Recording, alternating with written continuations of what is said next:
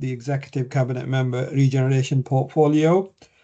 The first item on the agenda is monitoring of Exec Cabinet Member decisions.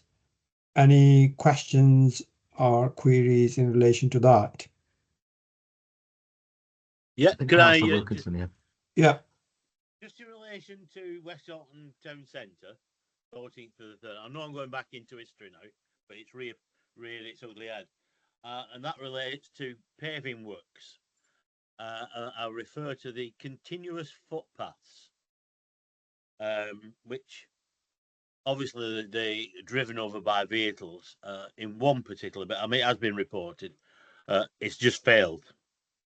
The base of the footpath has just literally gone all to mush, and they're all over the show, and cracking, etc. I think this is something, if this authority ever goes down the route of a continuous footpath again, it needs to bear this experiment in West Bolton in mind, because it hasn't worked in this location. It's just completely gone. The foundations of continuous footpaths need to be far more robust than probably what we've got in the West Bolton situation. So if that could be borne in mind if you ever decide to do it anywhere else. Yep. Thank you. Councillor Warren? Thanks, Councillor Zaman. I just have a query regarding, it's more of the skills aspect of your portfolio, and it's just in relation to kind of work that the workshop does. And if you can take it away, that's brilliant, and kind of come back to me. But I've had a lot of residents that are seeking, they're doing MBQs at Bolton College for skills-based training, and a lot are really struggling to find employers that they can do the apprenticeships with. So I just wondered, in terms of kind of if the council offers anywhere where they can kind of pool for those young people to get those apprenticeships, because obviously we've got a massive skill shortage, especially in building work, etc., kind of coming down the line as well. So I just wondered if you could answer or look into it and come back at a future date, email or whatever. That'd be brilliant.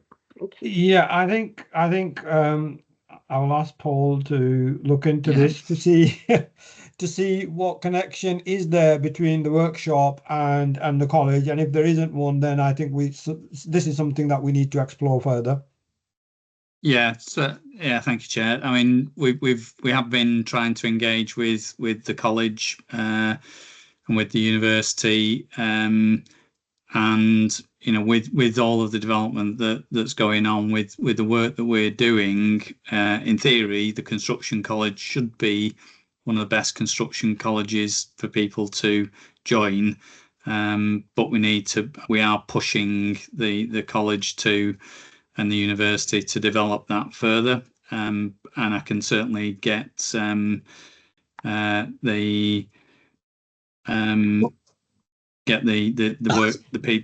workshop team to liaise with the college about.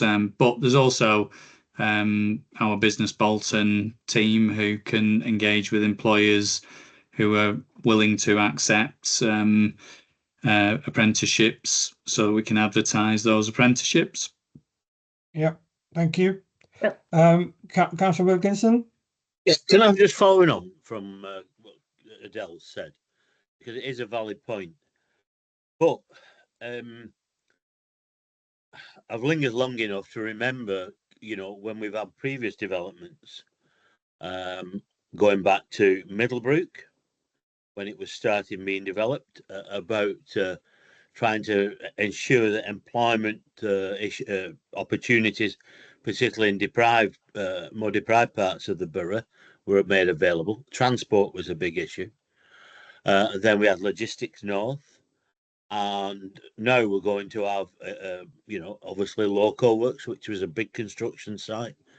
And in West Bolton, we're going to have phase 1 of the industrial estate. And presumably next year we will see plan applications for the remaining phases of the Wingates industrial estate. We seem to be, in a sense, on a treadmill of big applications come in. What are we doing with the college and university? And I can remember talking about the university link, shall I say, some years ago. In fact, probably about 20 plus years ago, when it was not the university, a previous establishment. We just seem to be going round in circles sometimes about training opportunities with our further education providers. And it's disappointing that we're still having to almost reinvent the wheel again every time we've got a big opportunity either in construction or employment. Thank you. Paul, do you want to come back on that? No, I mean, as I say, the relationship with the university and the college has, and a lot of it depends on government funding and the ability to bring in students both from this country and abroad. So there is a piece of work happening.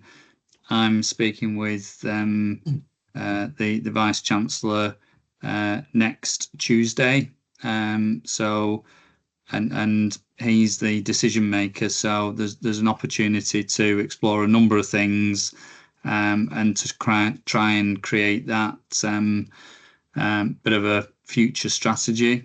But we're reliant upon the university. A number of people have changed at the university recently, so we need to continue to develop those relationships so that we can try and create, because the more that we create activity and the more we create students to come in to Bolton, then the better for the town centre, etc.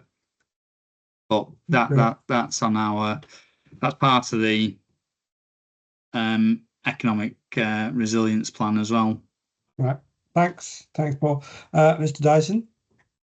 Thank you, Chair. Paul's probably just teed me up very nicely. Actually, it was just to very quickly just reference the fact that we do, as Paul's indicated, have an emerging economic growth and resilience plan, and that plan will be focused upon 3 thematic areas: investments, business, but also people, and that will be in very broad terms focused upon creating the employment opportunities, creating the apprenticeship opportunities, matching and developing skills and learning opportunities which meet the needs of our current and future employers. So I think there are, as Paul's indicated, many items here which stitch together, and the plan will be a plan that is owned not just by the council but by many of our strategic partners. So I think maybe reflecting on Councillor Warren's points and also Councillor Wilkinson's, how do we stop getting into these continuous cycles?